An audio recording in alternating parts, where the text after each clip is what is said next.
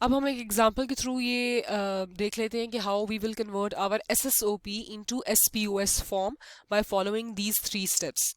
Example है हमारे पास, we are going to convert our SSOP to SPOS expression and the given expression is this। ये expression हमारा SSOP form में है। क्यों? SSOP form is standard sum of product form, जिसमें हर प्रोडक्ट फॉर्म में हर वेरिएबल मौजूद है एटलीस्ट वन टाइम, बेशक वो कॉम्प्लीमेंटेड फॉर्म में या नॉन कॉम्प्लीमेंटेड फॉर्म में हो। हमने इसको SPOS में स्टैंडर्ड प्रोडक्ट ऑफ सम में कन्वर्ट करना है। सबसे पहले हम देख लेते हैं, there are 3 variables in the domain of the expression. कितने डोमेन है, वेरिएबल्स हैं ABC, 3 वेरिएबल्स हैं। तो कितने बाइनरी कॉम्बिनेशन इसमें पॉसिबल है? 2 raised to the power 3 is equal to 8 different binary combinations are possible। We are going to perform our step number 1 actually। ये हमारा given expression है। Our step number 1 states evaluate each product term in SSOP expression and determine the binary values। तो given expression की हम equivalent binary values मालूम कर लेते हैं। ये बात रिकॉल कर लेते हैं हम एक मरतबा कि क्योंकि हम एसएसओपी की बात करें और एसएसओपी एक्चुअली मीन टर्म्स से बन के निकला था हमारा। तो मीन टर्म्स में हमारे पास क्या था, बिट वैल्यू अगर 0 तो वेरिएबल के ऊपर कॉम्प्लीमेंट मींस बार होता है, और अगर बिट वैल्यू 1 हो तो it's a simple variable without complement. अब हम इसकी बाइनरी वैल्यूज लिख सकते हैं क्योंकि ये आपस में वाइस वर्सा है कि 0 अगर x बार से रिप्रेजेंट होता है तो x बार की बिट वैल्यू 0 रिप्रेजेंट होती है in your minterms. Now we can write the binary values और binary combination of this given expressions. सबसे पहले पहली टर्म का क्या आएगा, हर वेरिएबल के ऊपर बार है, देन a की भी वैल्यू 0 होगी, b की भी 0 होगी एंड c की भी 0 होगी। नेक्स्ट प्लस का साइन एज इट इज आ गया।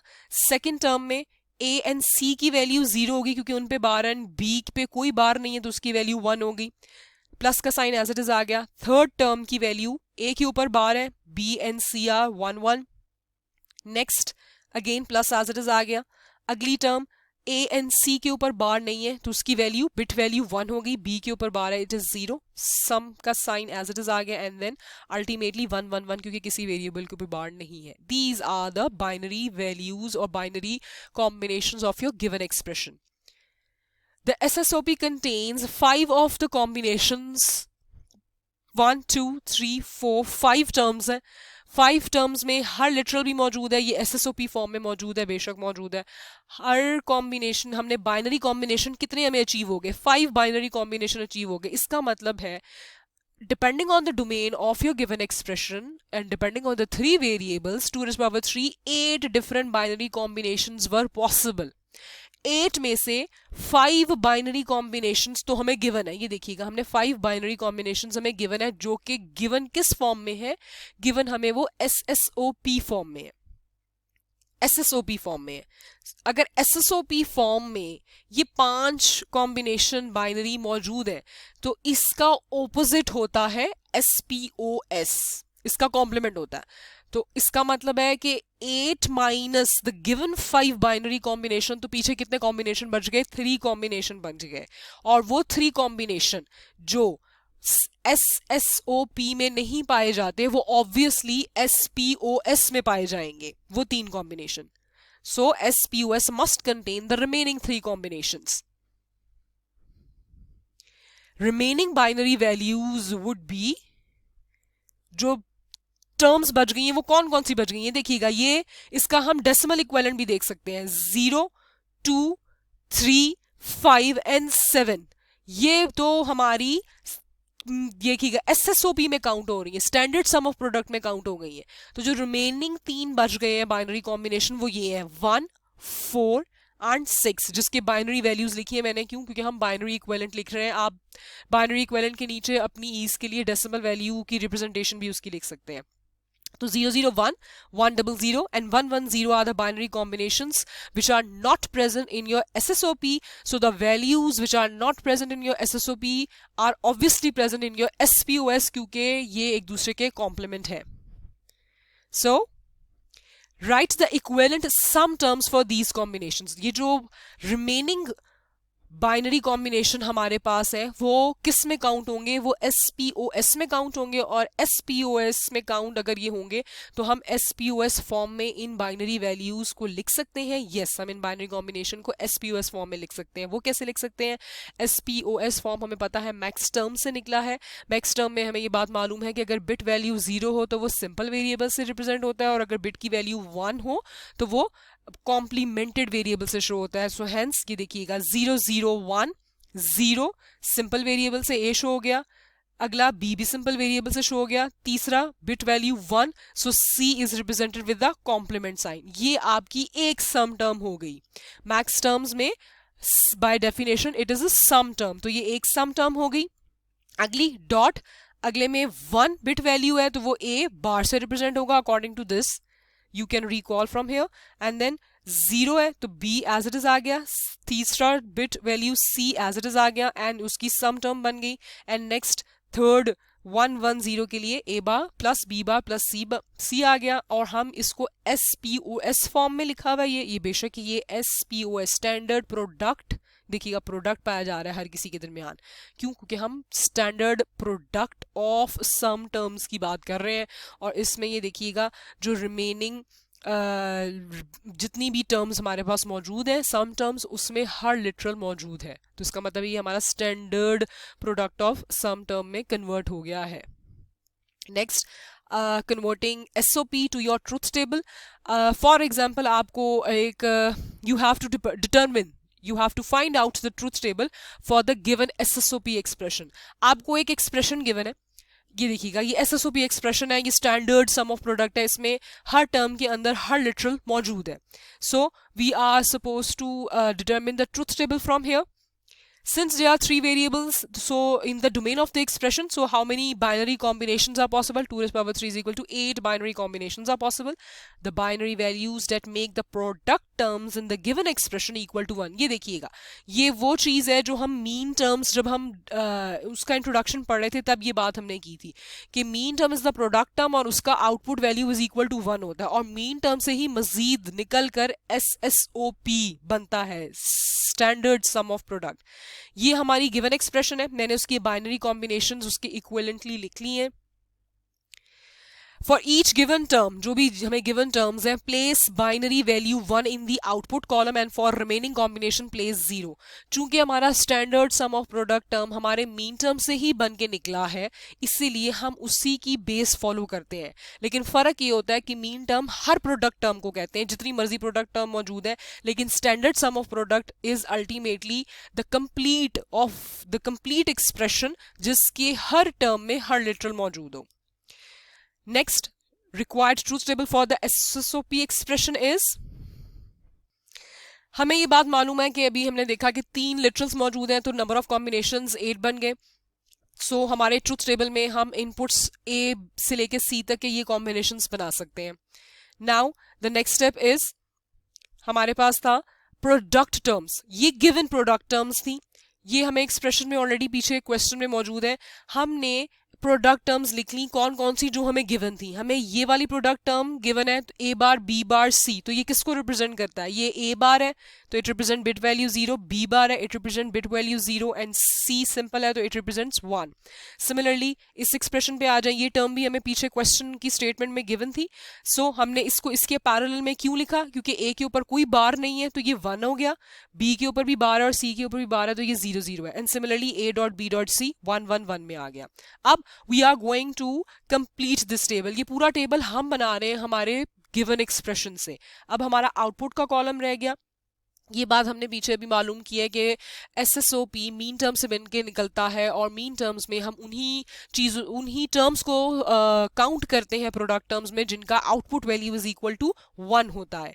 सो इस क्वेश्चन के अंदर जो गिवन टर्म्स थी, जो गिवन टर्म्स हैं वो हमारी मीन टर्म्स कहला रही हैं, जो गिवन टर्म्स हैं, और उन गिवन टर्म्स में ऑब्वियसली उनकी आउटपुट वैल्यू इक्वल्स टू 1 होगी। हमने वहां 1 प्लेस कर दिया। पहला स्टेप ये हो गया आपका आउटपुट कॉलम फिल करने का पहला step. And then minterms में क्या था? वो प्रोडक्ट टर्म्स मीन टर्म्स में काउंट होती हैं जिनकी आउटपुट वैल्यू इक्वल टू 1 है, and rest of all the combinations 0 होते हैं। ये मीन टर्म का अगर आप ट्रुथ टेबल रिकॉल करें तो आपको बात याद आ जाएगी. सो गिवन जो प्रोडक्ट टर्म्स थी हमने उनके पैरेलल आउटपुट में 1 प्लेस कर दिया. And now what about the rest of the combinations? We have placed 0. Hence, this is our ultimate required truth table for the SSOP expression. Similarly, अगर हम अपनी standard POS को truth table में convert करना चाहें, ये हमारा standard POS expression है. ये हमारा standard POS expression है and we are going to find the truth table for this. सबसे पहले है कि डोमेन 3 वेरिएबल्स पे डिपेंडेंट है, तो how many different binary values 2 to the power 3 is equal to 8 different binary values बन जाएंगी. चूंकि SPOS मैक्स टर्म से बन के निकलता है तो मैक्स टर्म्स में सम टर्म्स पाई जाती हैं और वो वाली सम टर्म्स काउंट होती हैं जिनकी आउटपुट वैल्यू इक्वल्स टू 0 हो. ये बात हमने मैक्स टर्म्स में की इंट्रोडक्शन के दौरान पढ़ी थी. सो जो गिवन टर्म्स हैं वो हमारी मैक्स टर्म्स हैं और उनका इक्विवेलेंट बाइनरी मैंने उनके सामने लिख दिया है. ये इनका इक्विवेलेंट बाइनरी है. मैक्स टर्म में हमें मालूम है कि अगर अनकॉम्प्लीमेंटेड वेरिएबल हो तो उसकी बिट वैल्यू 0 होती है और अगर कॉम्प्लीमेंटेड वेरिएबल हो तो उसकी बिट वैल्यू 1 होती है. सो उसी वे में ये बाइनरी कॉम्बिनेशंस आ गए हैं. We are going to place 0 in our given terms, maxterms, and rest of the combinations के लिए क्या था? रेस्ट ऑफ द कॉम्बिनेशन के लिए हम 1 प्लेस करते हैं. So the required truth table for the SPOS expression would be 2 to the power 3 is equal to 8 binary combinations बन गए हम. नेक्स्ट, इन इनपुट्स के पैरेलल वो सम टर्म्स हमने लिख दी जो हमें गिवन थी. और वो हमने कैसे लिखी? ये सम टर्म हमें गिवन थी, उसका बाइनरी इक्विवेलेंट मैं पीछे आपको शो कर चुकी हूँ. 0 0 0 बनता है तो उसके इक्विवेलेंट हमने उसकी गिवन सम टर्म्स लिख ली, उन्हीं बाइनरी कॉम्बिनेशंस के इक्विवेलेंट. नाउ हमारा आउटपुट कॉलम रह गया to complete this table. Output column में हमने उन वैल्यूज पे 0 लिखा. क्यों? क्योंकि ये मैक्स टर्म से मिलके बनती हैं जहां जहां हमारी गिवन सम टर्म्स थी. क्योंकि ये गिवन सम टर्म थी, ये POS में काउंट होती थी. अगर ये POS में काउंट हो रही हैं तो ये मैक्स टर्म से मिलके बन रही है और मैक्स टर्म में हमें पता है आउटपुट वैल्यू 0 होती है. ये हम मैक्स टर्म का जब हमने टेबल पढ़ा था तो हमने देखा था. सो आउटपुट वैल्यू 0 हो गई. And rest of all the other remaining combinations के लिए जो कि एक्सप्रेशन में हमें टर्म्स सम टर्म नहीं गिवन, उसके लिए we have value equals to 1. So this is our required truth table of SPOS expression. Next, determine SSOP expression from the following truth table. अब हमें ट्रूथ टेबल गिवन है और हमने उसमें से SSOP एक्सप्रेशन निकालना है. ये हमें ट्रूथ टेबल गिवन है. How we can derive the SSOP expression from the given truth table? हमें मालूम है SSOP मीन टर्म से मिलकर बनता है और मीन टर्म्स में हमारी हर प्रोडक्ट टर्म का आउटपुट वैल्यू इक्वल्स टू 1 होना जरूरी होता है. तो जहां जहां आउटपुट वैल्यू में 1 है हम उसके पैरेलल उसकी मीन टर्म लिख लेंगे. सबसे पहले ये देखिएगा, यहाँ इसकी आउटपुट वैल्यू 1 है तो इसकी मीन टर्म क्या बनती है? According to the given binary combination A is 0, एक बार के साथ आ गया, B and C are 1, तो B and C सिंपल आ गए. नेक्स्ट, इसकी आउटपुट 1 है तो इसके पैरेलल हमने उसकी मीन टर्म लिख ली. मीन टर्म्स क्यों लिख रहे हैं? क्योंकि SSOP का मीन टर्म्स का कॉम्बिनेशन विल क्रिएट SSOP. और दोनों की डेफिनेशन बाय डेफिनेशन यही चीज है कि हर लिटरल पाया जाए हर टर्म में एटलीस्ट 1 टाइम. सो अब यहाँ भी 1 है. सो according to this binary combination A is 1, B and C are 0 0. so A simple variable है, B बार C बार आ गया. सिमिलरली यहाँ आउटपुट पे 1 है तो उसके पैरेलल में उसकी मीन टर्म लिख ली according to this binary value and then 1 1 1 A dot B dot C. अब देखिएगा जहां जहां आउटपुट पे 1 था उनके पैरेलल मैंने उनकी मीन टर्म्स लिख ली हैं. So what would be the our SSOP expression? SSOP expression would be by combining these all mean terms. ये देखिएगा, standard sum of product term and standard sum of product term की by definition ये चीज थी कि all the variables must be present at least 1 time in each term either in complemented or non-complemented form. ये each product term is actually our sum term और हमने उसको combine करके standard sum of product form में लिख दिया. और by definition ये चीज भी सेटिस्फाई होगी कि हर टर्म में हमारे पास हर लिटरल मौजूद है. क्यों? क्योंकि मीन टर्म हम लिखते ही उन प्रोडक्ट टर्म्स में है, क्योंकि मीन टर्म्स में भी ये होता है लेकिन कि हर लिटरल पाया ही जाता है और अगर हम उसे कंबाइन करके लिख दें विद लॉजिक और तो वो हमारा standard sum of product form कहलाता है। इसी तरीके से अगर आपको ट्रुथ टेबल गिवन हो तो आप इससे स्टैंडर्ड प्रोडक्ट ऑफ सम भी standard product of max terms भी निकाल सकते हैं। उसके लिए आपको जीरो आउटपुट के पैरेलल सम टर्म्स लिखनी पड़ेंगी और उनको कंबाइन करके आप लिख देंगे तो वो SPOS फॉर्म में बन जाएगा।